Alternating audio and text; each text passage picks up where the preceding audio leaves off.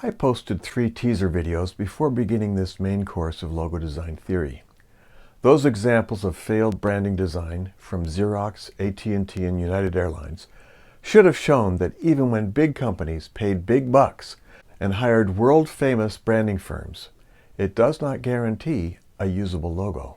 If any of the 7 deadly sins of logo design have been committed, what can we learn from the experience of these companies? Let's talk about it.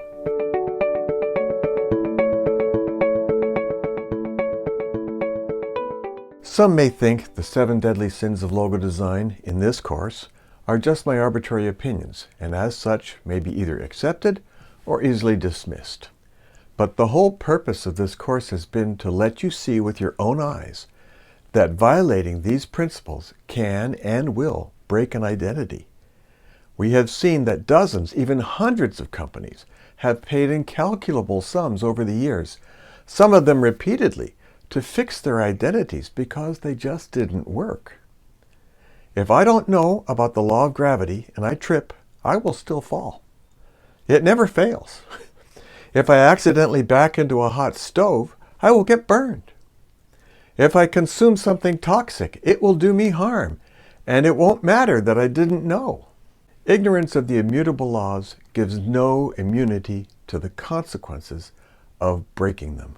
A person who does not comprehend a principle will not avoid the outcome of breaking that principle. You can run, but you can't hide from unalterable bedrock principles. It doesn't matter whether you're a famous designer or a beginner. If your identity is guilty of one of the 7 deadly sins of logo design, it won't work, at least not consistently. Here are 3 examples of large, world-class corporations that changed their identities to new designs that committed one or more of the 7 deadly sins of logo design. And as a result, their logos did not work. We will see that the damaged logos in each of these companies either had to be fixed or abandoned. AT&T had a beautiful logo by Saul Bass that he designed in 1993 and simplified again in 1996. They could have used that logo forever and it would have worked.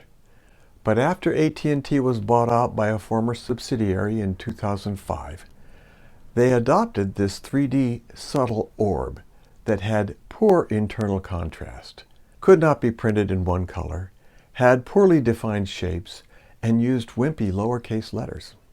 Finally, they had it redesigned in 2015, and now they have a logo that could last them forever. Continental Airlines had a beautiful logo that worked well for them for 24 years, but they traded it in for an overly complex globe design with lines that were too thin. This new logo didn't reproduce well on their own boarding passes or on their onboard TV screens. When Continental merged with United Airlines in 2012, they kept the United name but used this poor Continental logo. Finally, in 2015, they got smart and made a much simpler logo. Xerox had a beautiful identity that had been working well for 50 years, but they wanted to look more modern. The result was the 3D ball logo that didn't print well on their cartons, on their wrappers of photocopy paper, on the screens of their own machines, or even on the logo badges they used on their machines. So, after 11 years of battling with a logo that wasn't going to work, they abandoned it, and now just go with their signature. With all 3 of these companies, switching to a new and improved logo is not just an expenditure of design fees, which were likely in the 5 or even 6-figure range each, but also the implementation of those new identities on vehicles, packaging, stationery, and so much more. These 3 examples of famous fails represent many millions of dollars wasted on inferior graphic design and the implementation of those designs, and even more money to replace those defective designs. But that wasn't wasted money. The money spent on and implementing the former poor identities was wasted money.